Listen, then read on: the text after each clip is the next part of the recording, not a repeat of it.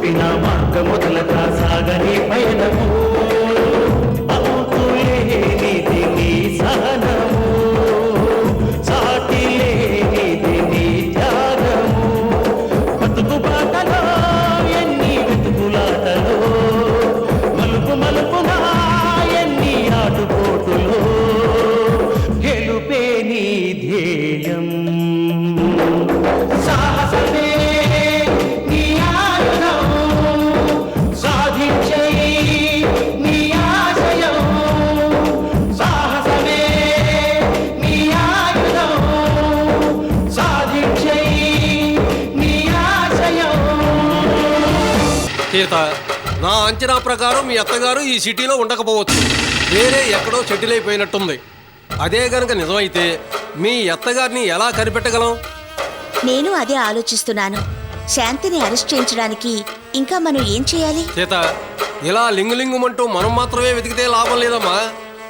ఏదైనా కొత్త పథకం వేసి మీ అత్తగారిని కనిపెట్టే ప్రయత్నం చేయాలి. డ్రైవర్ రావయ్యా, కారు పోని.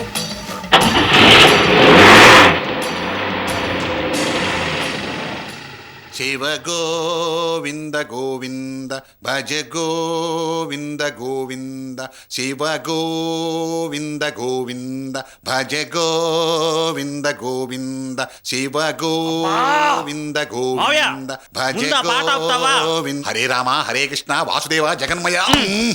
ఏమిటయ్యా ఇది? పాట పన్నా ఆపాను, ఇదేందుకు ఆపావు? లేకపోతే ఏంటిది? మూర్ఛ రోగులకు కాళ్ళు కొట్టుకుంటాం. కాసేపు ప్రశాంతంగా వండిస్తావా? ఏం చేయమంటావు వల్లుడు? పోలీసులు దొరకకుండా తప్పించుకోవడం కోసం పరిగెత్తి నా మెదడు మొద్దుబారిపోయింది. నా నోరు కాళ్ళు నాకు తెలియకుండా ఆటోమేటిక్గా వాటంతరవే కొట్టుకుంటున్నాయి. ఏదో మా సీతమ్మ తల్లి అదృష్టం బాగుండబట్టి పోలీసులు దొరకకుండా తప్పించుకున్నాం. ఇక నుంచి అయినా కాస్త ఒళ్ళు దగ్గర పెట్టుకు ప్రవర్తించవయ్యా. శివ గోవింద గోవింద భజ గోవింద గోవింద శివ గోవింద గోవింద.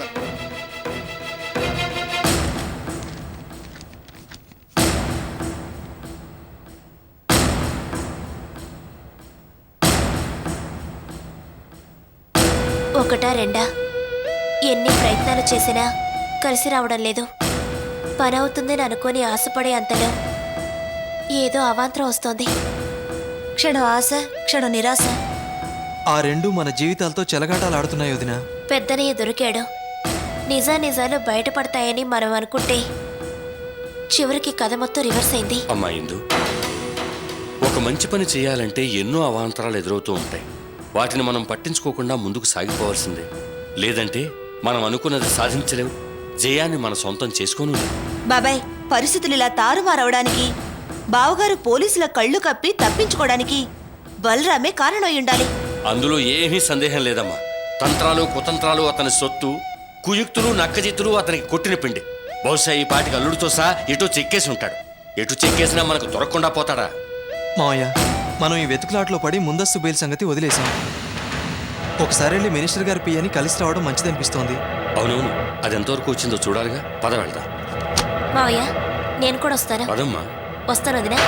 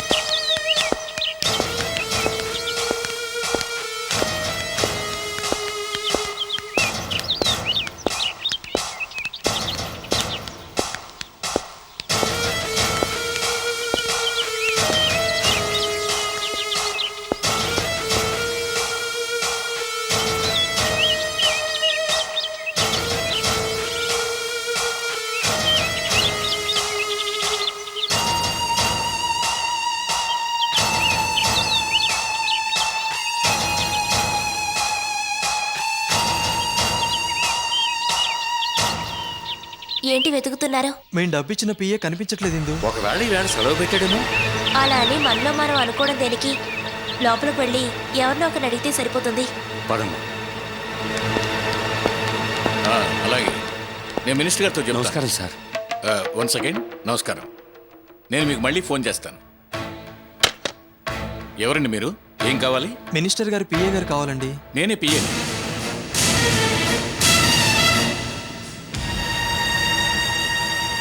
మీరు పిఏ గారా?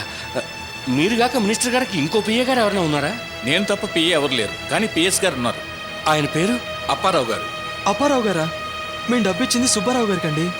సుబ్బారావు ఏంటి, డబ్బు ఇవ్వడం? మీరు చెప్పేది నాకేం అర్థం కావడం లేదు. సైనైడ్ మద్యం కేసులో మా అమ్మగారి యాంటిసిపేటరీ బెయిల్ విషయమై మినిస్టర్ గారి సహాయం కోసం వచ్చాం. ఆ ప్రయత్నంలో మాకు సుబ్బారావు గారు తారసపడ్డారు. తనే మినిస్టర్ గారు పిఏనని సుబ్బారావు గారు అన్నారు. మేము వచ్చిన పని గురించి తెలుసుకున్నారు. డైరెక్ట్గా మినిస్టర్ గారిని కలిస్తే పని జరగదు, అందుకని ఇండైరెక్ట్గా తనే పనిచేసి పెడతా అన్నాడు. దానికి 2 లక్షలు ఖర్చు అవుతుందన్నారు సార్. ఇచ్చారా? ఇచ్చాం సార్. మోసపోయారు. 2 లక్షలకి నీళ్లు వదులుకోండి. మీ దగ్గర 2 లక్షలు కొట్టేశాడు. నిన్న మీలాంటి అమాయకుల దగ్గర 50,000 కొట్టేశాడు. ఆ ఫ్రాడ్ సుబ్బారావు ఎవరో కానీ పిఏనని చెప్పుకుంటూ ఎంతో మందిని మోసం చేస్తున్నాడు. మీరు సహాయం కోసం మినిస్టర్ గారి దగ్గరకు వచ్చారు. వచ్చిన వాళ్ళు ఏం చేయాలి? పిఏ ఎవరో పిఎస్ ఎవరో తెలుసుకోవాలి కదా. అదేం తెలుసుకోకుండా నేనే పిఏనని ఏ వెంకట్రావు చెప్తే నమ్మేయడమేనా? మినిమం కామన్ సెన్స్ కూడా లేకపోతే ఎలా అండి?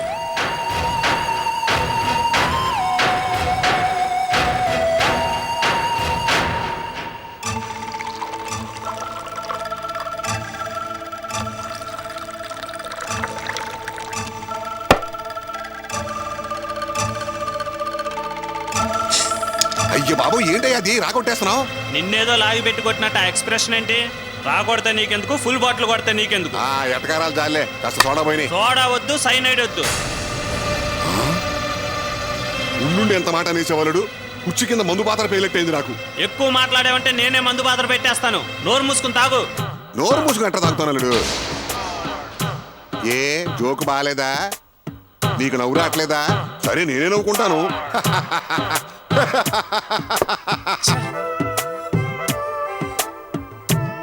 అవునల్లుడు, ఆ అమ్మాయిని ఎక్కడి నుంచి పట్టుకొచ్చావు? నేను అలా వెళ్ళి ఇలా వచ్చేసరికి ఎలా దొరికిందల్లుడు? ఏంటి నీ ఇష్టం వచ్చినట్టు మాట్లాడుతున్నావేంటి? అదెవరితో నాకు తెలియదని నీకెన్నిసార్లు చెప్పాలి? పోలీసులు నమ్మినా నువ్వు నమ్మేటట్లేవే. అది కాదల్లుడు. అర్థమైంది. అసలు ఆ సెటప్ ఏదో నువ్వే చేసుంటావు. ఆ అమ్మాయిని నువ్వే తీసుకొచ్చుంటావు. పోలీసులు ఎంటర్ కథ అట్టం తిరిగేసరికి ప్లేట్ ఫిరాయిస్తున్నావా? నువ్వేమైనా తక్కువవాడువా మావా? నీ తప్పు కప్పుపుచ్చుకునే ప్రయత్నంలో నువ్వు నన్ను ముద్దాయం చేస్తున్నావా? నీ కూతురుతోనూ మా అత్తయ్యతోనూ ఈ సంగతి చెప్తానుండు. నువ్వు చెప్పకపోయినా నా సంగతి వాళ్ళకి తెలుసులేవయ్యా. అవన్నీ పాత రోజులు. ఇప్పుడు నేను వృద్ధనారి పతివ్రత. నువ్వెలాగుంటే నాకెందుకు? నన్ను మాత్రం డౌట్ చేయకు. ఛ! అసలు తప్పంతా నాది. ఏ విషయంలో? నువ్వు నా కాలు కడిగి కన్యాదానం చేసిన విషయంలో. ఎప్పుడైతే నీ కూతురు నేను పెళ్లి చేసుకున్నానో, మేనత్త మౌడు కాస్త ఎప్పుడైతే నువ్వు నాకు మామయ్యావో ఆనాటి నుంచే నాకు దరిద్రం పట్టుకుంది. మీ తండ్రి కూతురు ఇద్దరూ కలిసి నన్ను తెగతైతెక్కలాడిస్తున్నారు. నన్ను ఒక ఉత్సవ విగ్రహం చేసి ఊరేగిస్తున్నారు. మీరు చెప్పినట్టల్లా నడుచుకునేలా నన్ను ట్యూనప్ చేశారు. నాకంటూ ఆలోచన లేవు. నేను అన్న స్వతంత్రం లేకుండా పోయింది. నేను నా కోసం కాకుండా కేవలం మీకోసం బతుకుతున్నట్టుంది. ఒక పేపర్ టైగర్గా, ఒక రబ్బర్ స్టాంప్గా, చేతగాని సన్నాసుగా మిగిలిపోయాను. ఇదే కనుక కంటిన్యూ అయితే నా ఫ్యూచర్ ఏంటో నాకే అర్థం కావటం లేదు. ఊరుకున్న కొద్దీ నీకు ఊపి ఎక్కువైపోతుందే. ఏంటయ్యా నిష్ఠురాలో? నేను నా కూతురు కలిసి నిన్నేం చేశాం? ఏంటి, నా కూతురు కట్టుకున్న దగ్గర నుంచి నీకు దరిద్రం చుట్టుకుందా? అసలు నేను నా కూతురే లేకపోతే నీ బతుకు బంధువుడై ఉండేది. అది గుర్తుపెట్టుకో. ఇదిగో ఆ హిపోక్రసీ వద్దంటున్నాను. ఇంతకీ అనేది ఏంటయ్యా? అసలు నీ ఉద్దేశం ఏంటి? మనసులో ఏదో పెట్టుకుని ఏదేదో మాట్లాడతావేంటి? మందులో ఏం మాట్లాడినా చెల్లుబాటు అయిపోద్ది అనుకుంటున్నావా? తప్పు నీది కాదు, తాగిన మందు దేని సరిపెట్టుకోమంటా. నువ్వు టూ మచ్ అవుతున్నావు. ఏం టూ మచ్ అవటం కాదు, టూ మచ్ అయ్యేది నువ్వు. అంటే తప్పంతా నాదే అంటావా? ముమ్మాటికి నీది. అయితే నేను వెళ్తున్నాను. ఎక్కడికి? ఎక్కడికైతే నీకెందుకు? పోలీస్ స్టేషన్ వెళ్తానో, మా ఇంటికి వెళ్తానో, రోడ్డు మీద పడతానో, ఫుల్లు కొట్టి కుళ్ళు కాలంలో పడతాను. ఇక నుంచి నీకు నాకు రామ్ రామ్. అంత పని చేయమాక. తప్పంతా నాదే, తొందరపడింది నేనే. కావాలంటే నీ చెప్పులతో నా చెంపలు కొట్టుకుంటాను, నీ కాళ్ళు పట్టుకుంటాను. నువ్వు అమ్మాయిని తెచ్చుకుంటే నాకెందుకు, నువ్వు రాగొట్టే నాకెందుకు? మా మంచెలుడు కదూ, రా కూర్చోవయ్యా. కూర్చో కూర్చో కూర్చో. పిచ్చోడా, మనం 96 అనుకుంటాం. దానికి అలిగితే ఎలాగా? హాయిగా మందు కొట్టు. ఇంకెక్కడ మందు అంతా పోయింది కదా. ఏంటి పోయేది? ఇదిగా ఆ, ఇదిగా కొట్టు కొట్టవా బాగా కొట్టు.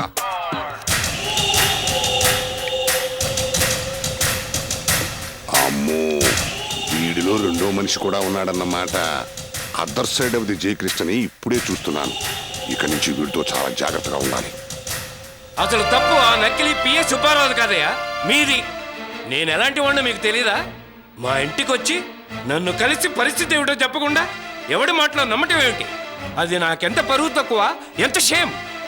మీరు ఇలా అడ్డదారిన యాంటిసిపేటరీ బెయిల్కు ప్రయత్నిస్తున్నారంటే ఖచ్చితంగా మీలోనే తప్పుందన్నమాట. మేమే తప్పు చేయలేదు సార్. మా అమ్మగారికి ఆ దుర్ఘటనకి ఏ సంబంధం లేదు. వేరే దారి లేక అడ్డదారి తొక్కారా? ఊరుకోమ్మ చెప్పావు గాని. అడవాల ధర్మారావు అంటే మా అందరికీ గౌరవం ఉంది. ఆయన ఇవాళ జైలు శిక్ష అనుభవిస్తున్నా ఆయన వ్యక్తిగత పరపతికి ఏం తక్కువ లేదు. ఆయన సంతానం అయ్యుండి కూడా మీరు ఇలా చేస్తే ఎలాగమ్మా? మీరు అన్నదాన్ని బట్టి చేసిన దాన్ని బట్టి చూస్తుంటే మీలోనే తప్పున్నట్టు నాకు అనిపిస్తోంది. తప్పు చేసిన వాళ్ళు ఎవరైనా శిక్ష అనుభవించాల్సిందే. మీ నాన్నగారు అనుభవించటం లేదా? ఇలాంటి విషయాల్లో నేను కలగ చేసుకోను. కనీసం మాట సాయం కూడా చేయను. మీ తప్పేం లేదంటున్నారుగా, అటువంటప్పుడు మీ అమ్మగారిని అండర్ గ్రౌండ్లో ఉంచడం దేనికి? మినిస్టర్లు తెలుసున్నంత మాత్రాన అడ్డమైన పనులు మా చేత చేయిస్తారా? తెలుసో తెలియకో వస్తే వచ్చారు కానీ ఇంకెప్పుడు రాకండి. ముందు మీ అమ్మగారిని కోర్టుకు సరెండర్ చేయండి.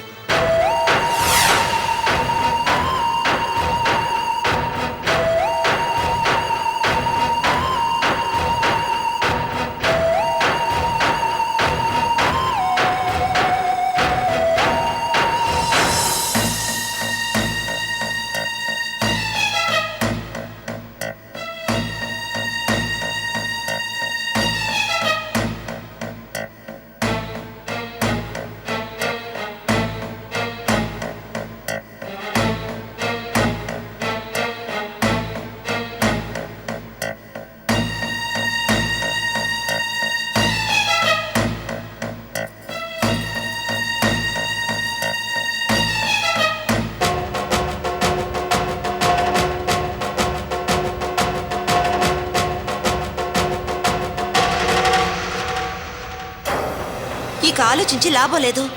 ఒక్క క్షణం కూడా టైం వేస్ట్ చేయడానికి వీల్లేదు. తాడు పెడ తేల్చేస్తాను. ఇందు, ఏ సాక్ష్యాధారాలు లేకుండా సీతను అరెస్ట్ చేయించడం, అత్తయ్య గారు అరెస్ట్ కాకుండా చూడడం, మా ఆయన బయటికి రావడం కుదరదు. తగిన సాక్ష్యాధారాలు మన దగ్గర లేవు.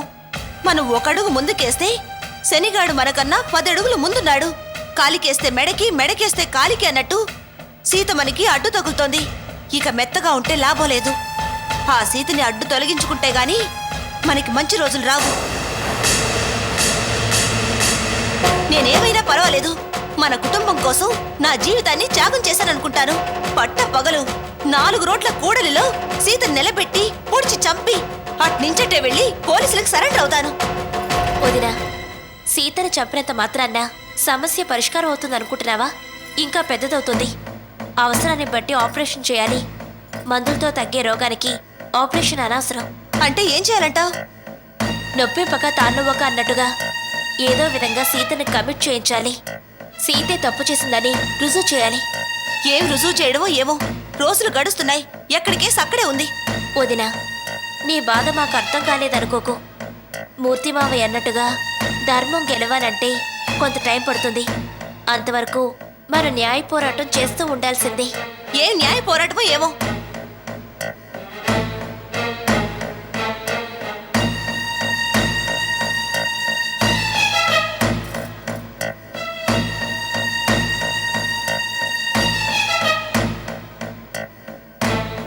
బాలాజీ, ఏం చేయాలో నాకేం తోచడం లేదు. మీకెవరికైనా తోస్తే చెప్పండి. ఇదిగో ఇందు, నేను చెప్పింది కరెక్ట్ పద్ధతి. వదినా, నేను ఎంత చెప్పినా నువ్వు మళ్ళీ మళ్ళీ అదే పాట పాడుతున్నావు. అసలు మనం ఏ తప్పు చేయకుండానే పీకల దాకా ఇరుక్కున్నావు. ఇక నుంచి ఎలాంటి సమస్యలు కొని తెచ్చుకోకూడదు. సీతని ముద్దాయిగా రుజువు చేసేది ఎలాగో ఆలోచించండి.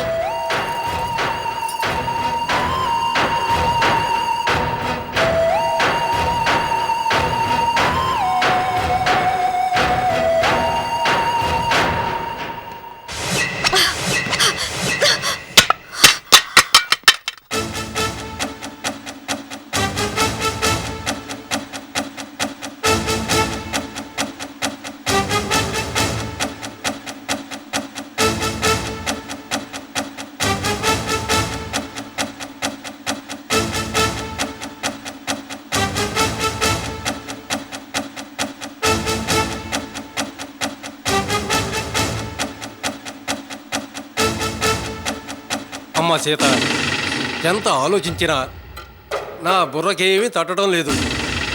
మనదంతా భుజబలమే కానీ బుద్ధిబలంలో కాస్త వీకు.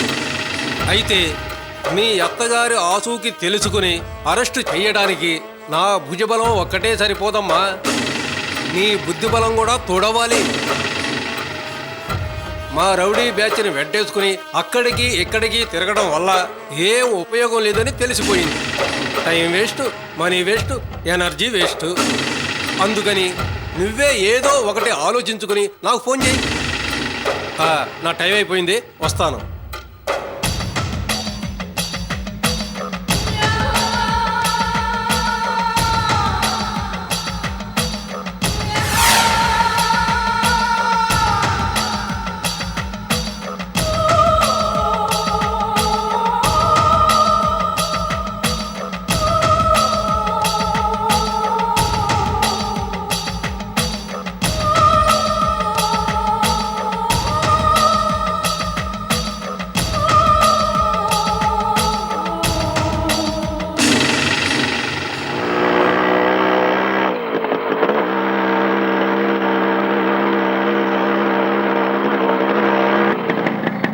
బాలాజీ, హాయ్ నరేష్, బాగున్నావా? బాగానే ఉన్నాను. అవును, నీ వైన్ షాప్ ప్రాబ్లం ఏమైంది? ఏమీ కాలేదురా. ఆ కేసు మూలంగానే మనశ్శాంతి లేకుండా తిరుగుతున్నాను. కేసు ఎంతవరకు వచ్చింది? ఎక్కడ వేసిన గొంగళి అక్కడే అన్నట్టుగా ఉంది. మేము అనుమానిస్తున్న మా పెద్దన్నయ్య బలరాం అండర్ గ్రౌండ్లో ఉన్నారు. వాళ్ళు దొరికితే నిజాలు తెలిసేవి. పోలీసులు విశ్వ ప్రయత్నం చేస్తున్నారు. మా వంతు ప్రయత్నం మేము చేస్తున్నాం. అయినా ప్రయోజనం కనిపించట్లేదు. బాలాజీ, నేను ఒకటి చెప్పనా? కొన్ని కేసుల్లో మనము పోలీసులు ప్రయత్నించి ఏం లాభం లేదు. నిజాయితీ పోలీసు రూల్స్ పట్టుకు వేలాడతాడు. అవినీతి పోలీసు డబ్బు కోసం ఆశపడతాడు. పని త్వరగా కావాలంటే ప్రైవేట్ డిటెక్టివ్ ఏజెన్సీని ఆశ్రయించడం బెటర్. వాళ్ళకి కేసు అప్పచెప్తే నిమిషాల మీద పని జరుగుతుంది. రేపులు, కిడ్నాప్లు, మర్డర్లు, మారణహోమాలు అది ఇది అని కాకుండా ఎలాంటి కష్టమైన కేసులైనా ఈజీగా ట్యాకిల్ చేస్తున్నారు. నువ్వు చెప్పింది బాగానే ఉంది, కానీ నాకు ఆ ఫీల్డ్లో తెలిసిన వాళ్ళు ఎవరూ లేరే. నేనున్నాను కదా, వాడి గురించి తెలియబట్టే నీకు అడ్వైజ్ చేశాను. థర్డ్ ఐ అనే నాకు తెలిసిన డిటెక్టివ్ ఏజెన్సీ ఉంది. దానిలో చాణక్య అనే ఒక డిటెక్టివ్ ఉన్నాడు. వాడు నా బెస్ట్ ఫ్రెండ్, మంచి డైనమిక్ పర్సన్ కూడా. అతన్ని పంపిస్తాను. వాడు కాను కేసు టేకప్ చేస్తే కేసు డేస్లో తేలిపోతుంది. ఏంటి, పంపించనా? సరే, పంపించు. అయితే రేపే పంపిస్తాను. వస్తాను. బాయ్.